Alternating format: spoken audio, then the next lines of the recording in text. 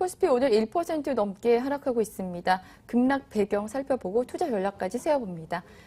신한금융투자 압구정 PWM 곽상준 팀장 전화 연결돼 있습니다. 팀장님 안녕하십니까? 네, 안녕하십니까. 곽상준입니다. 네. 오늘 코스피 지금 1970선도 턱걸이 하고 있거든요. 예, 외국인이 장 초반부터 매도세 거센데요. 오늘 시장 어떻게 보십니까?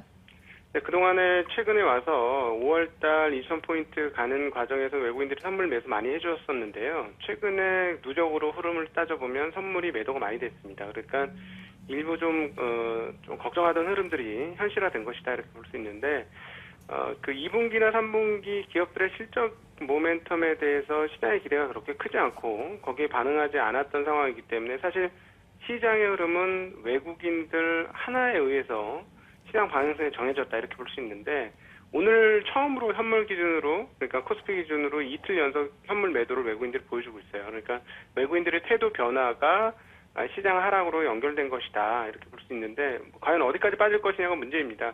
뭐 과거처럼 1900선 내외까지 빠질 수도 있다 뭐 이렇게도 볼 수 있는데 그 사이에도 한국의 장부 가치나 이런 것들은 꾸준히 올라오고 있는 과정이기 때문에 뭐 열어놓을 수는 있습니다만 그렇게까지 비관적으로만 보지는 마시라는 말씀도 더불어서 드리고 싶습니다.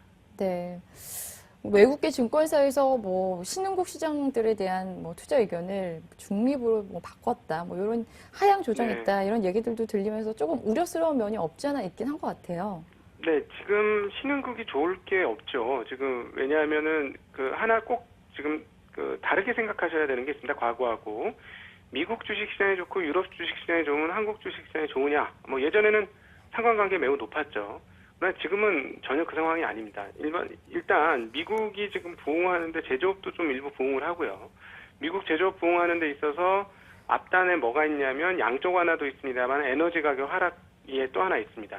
근데 미국이 제조업이 부흥한다는 건 무슨 말이냐면 예전에는 제조업이 부실하니까 다른 나라에서 만들어 놓은 제품들 수입해서 썼는데 자기네 제조업이 올라온다는 건 수입 안 하고 자기네가 만들어서 자기네가 쓴다는 얘기예요. 그렇다면 결국 그 얘기는 주로 이머징에서부터 수입하던 물량이 줄어든다는 얘기가 되거든요. 그러니까 미국 경기 회복이 이머징 시장 상승과 연결이 안 되는 이유가 바로 이런 부분들이 좀 있는 겁니다. 그리고 뭐 유로도 양적 완화를 했다고 합니다만 미국 양적 완화에서 우리가 읽을 수 있는 대목인데 양적 완화하면 당장에는 이머징 쪽으로 돈이 들어와서 좋긴 합니다만 미국처럼 경기 회복의 가시화가 되게 된다면 미국과 똑같은 궤적을 그릴 수 있다라는 측면이 있죠. 그리고 또 하나는 지금 호재가 다 반영이 된 겁니다. 그 유럽에서 양적 완화한 것에 따라서 외국 투자자들이 많이 들어왔었는데 다 노출되지 않았습니까? 마이너스 금리에 대한 이야기도 나왔고 새로운 LTR로도 얘기가 나왔고 그러니까 추가적인 모멘텀이 없는 상황에서 지금 그 이머징 마켓 쪽으로 자금 들어오는 게 잠시 멈췄기 때문에 이렇게 하락하는 것이다. 뭐 이렇게도 볼 수 있겠습니다. 네. 그렇다면 지금 우리 시장과 미국 시장 분위기 좀 사뭇 다른데 이렇게 좀 디커플링 현상이 앞으로도 좀 이어질 거라고 보십니까? 그럼요. 계속 그럴 겁니다. 그러니까 지금 한국 시장이 좋으려면 결국은 한국 같은 경우는 수출 중심 국가이고요. 지금 경기 나쁘다고 해도 경제 성장률이 나오는 게 수출 쪽에서 수익이 나기 때문에 그런 거죠. 근데 이 수익이 우리가 수출을 어디다 많이 하느냐 이렇게 분석을 해보면 답이 바로 나오는데요. 예전에는 미국이나 EU나 이런 쪽으로 많았습니다만 이제는 완연하게 이머징 마켓이 훨씬 많습니다. 중국을 위시한. 네. 그렇기 때문에 결국 중국과 이머징 쪽의 회복이 한국 주식과 뭐랄까 기업들의 그 성장 모멘텀이 살아나는 그런 계기가 될 터인데요. 중국 올해가 처음으로 구조조정을 하는 해입니다. 그래서 한 해 만에 끝날까요? 시간 꽤 걸릴 겁니다. 그래서 이머징 시장 자체적으로 역량이 좋아져서 올라갈 것이다라는 생각은 조금 걷어들여야 될 것 같고요. 그 유럽 시장, 미국 시장 좋다고 해서 그게 뭐 그렇게 악재가 되지는 않을지 몰라도 한국 시장에 과거처럼 그대로 반영되지는 않을 것이다라는 생각 꼭 하셔야 될 것 같습니다. 네. 삼성전자 지금 계속 하락하고 있는데요. 2분기 실적 발표 확인될 때까지 계속 이런 약세 흐름 보일까요? 이게 지금 부메랑 맞았다고 생각하셔야 될 것 같아요. 그러니까 그 지분법 관련해가지고 지배구조 관련해가지고 주가가 올랐지 않습니까? 삼성전자뿐만 아니라 삼성그룹 몇 개가 올랐는데요. 이 부메랑 맞은 거죠. 이게 사실은 본질 가치가 올라가는 게 아니라 어떤 그 지분 구조에 관한 기대감으로 올라간 것이기 때문에 이렇게 뭐 당연히 되돌림이 되는 과정이다라고 볼 수 있고요. 또 하나는 말씀하셨던 것처럼 요즘에 그 스마트폰에서 언급이 많이 되는 제품이 어떤 건지 한번 생각해 보셔야 합니다. 그리고 방금 전에 앞서 기업들 뉴스 전해드릴 때 삼성전기가 실적 악화되면서 주가 빠졌다 이렇게 얘기가 나왔는데 삼성전기가 어디다 납품하나요? 삼성전자에 납품하지 않습니까? 네. 그러니까 그 납품처, 부품 만드는 회사가 좋지 않다는 건 완성 세트 업체까지 좋다고 말하기 어려운 거죠. 당연히 같이 안 좋게 되는 거죠. 그러니까 이렇게 보시면 돼요. 삼성전자가 작년에 너무 잘한 겁니다. 그리고 아마 작년도의 실적이 앞으로 몇 년간을 통해서 최고의 실적이 되지 않을까 이렇게 보여지고요. 그러니까 성숙기 산업에 들어서면 당연히 마진이 줄어들 수밖에 없는 거죠. 그러니까 삼성의 스마트폰도 앞으로 마진은 좀 줄어들 수밖에 없을 것이다 이렇게 보여집니다. 그래서 그것들이 이제 반영되는 과정인데요. 그러나 이제 삼성전자를 가지고 계시거나 이제 삼성전자에 의해서 주가 움직임에 따라서 걱정하고 계신 분들 그럼 도대체 어디까지 빠질 것이냐인데, 그렇죠. 많이 안 올랐어요. 네. 삼성전자 150만 원이 비싼 거였냐? 아니었다고 봅니다. 왜냐하면 그 150만 원 정도면 영업이익 분기별로 한 6조 정도만 뽑아줘도 5, 6조만 뽑아줘도 그 가격은 할 수 있는 회사인데 스마트폰의 이익률이 떨어질 거로 예상하면서 주가 많이 못 오른 부분이 있습니다. 그래서 뒤집어보면 이거죠. 많이 못 올랐으니까 버블이 있었으면 많이 깨지겠습니다만은 많이 오른 게 아니기 때문에 많이 빠질 공간도 그렇게 크지는 않을 것이다 이렇게 봅니다. 네.